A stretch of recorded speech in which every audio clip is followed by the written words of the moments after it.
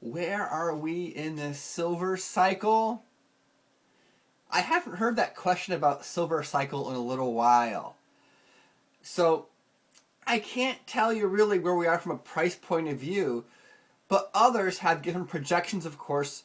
Like, for example, Moments in Trading, who leaves a lot of comments. He does a lot of videos about mines, supply of silver from mines, the industry using silver, and I think he does very good analysis on those aspects.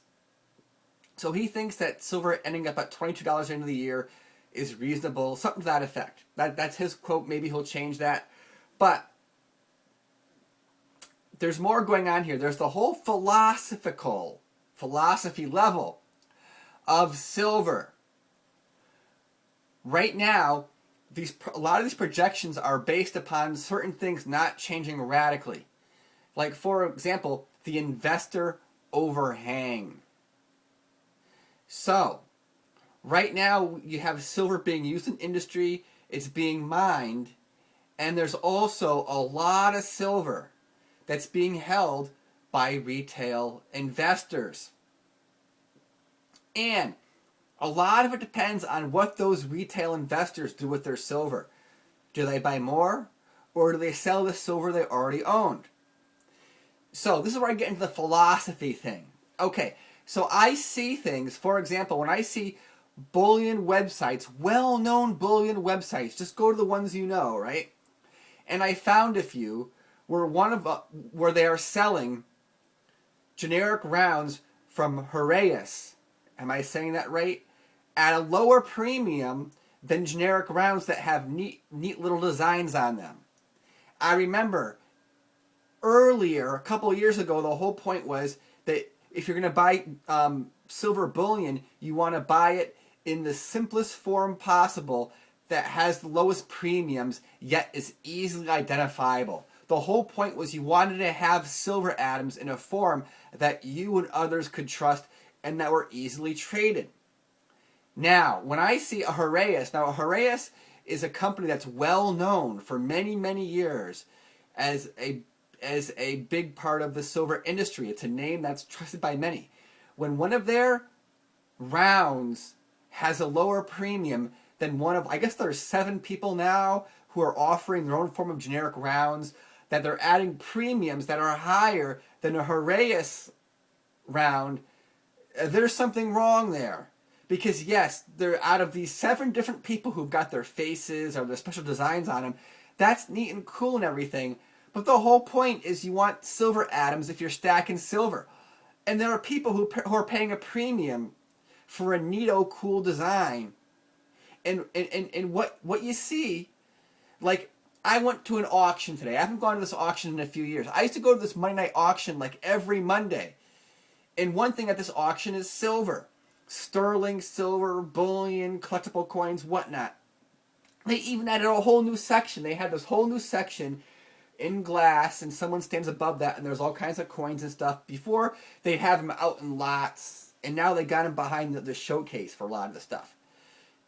If you bring a generic round there, it's going to go for the same price. It doesn't matter what the generic round is. The people who go to these auctions, when they bid, if it's not a numismatic coin, they're just going to buy. It's all the same to them. So there are a lot of people, I would say the majority of people online who are buying a lot of these things don't actually go to auctions. They don't go to conferences. When I went to that conference and there's a guy from this mint, which I won't say his name was, I won't say that either.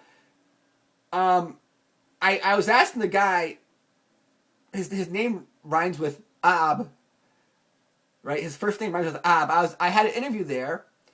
And when I was talking to the guy, he said not a single person who supports the silver, whatever, those 2 guys, had a big falling out. Not a single person showed up to this conference when he advertised. I'm at this conference in New York City. New York City is a big city. The metro area of New York's got 10, 20 million, however you slice it, right? If you add other cities like Philadelphia and whatever, you get a huge metro area. Yet not a single person showed up at this conference who was a fan of the person who is his rival. And that tells you something. The people who are going on there buying a lot of these rounds don't go to auctions. They don't go to conferences. I know there's exceptions out there here and there, but for the most part, the people who watch a lot of these popular YouTube silver channels, they don't go to conferences. They don't go to auctions. They don't go to estate sales.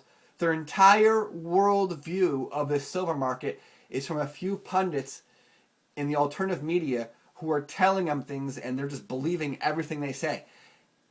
And this isn't good for the silver market, in my opinion, because we got this investor overhang. We got a lot of silver being held by retail people. And I can't predict the future, but that does make me a little bit nervous about what's going to happen in the next few years. Like in the next 2 years, there's a lot of forecasts, and obviously forecasts aren't the future. In the next 2 years, you might see this dollar rally continue. Oh yeah, and before this dollar and stock market rally happened, this anonymous YouTuber who leaves comments, don't know who he is, said right now is a good time to be buying the dollar and the Dow. That was before a lot of this stuff took off some more.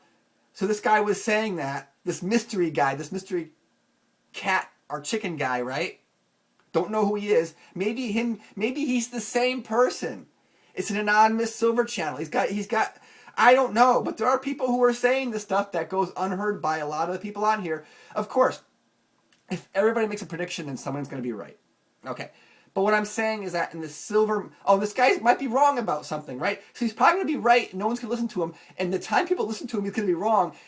That's probably how it's going to work, right? When someone will make predictions, right? You know, the Peter Schiff was right videos. When Peter Schiff was saying stuff like in 2006, 2007, I don't think anybody actually took his advice. And then when he started taking his advice, you know, silver was over 40 and gold was like over 1800. So it's like, it's almost like when people are right, no one takes their advice. And the moment the people start just listening to them, all of a sudden their advice doesn't quite work as well. These markets are weird things. Okay, so I'm rambling, but what I'm saying from a philosophy standpoint, man, I don't know. But I will tell you something. We have these ranges, right? Silver could be 22, like Moments of Trading says. It could go higher, right? It all depends what those fickle retail investors do. And if those fickle retail investors panic, I don't think 14 is low enough. But I don't know if these retail investors are going to do. Okay, thanks for watching.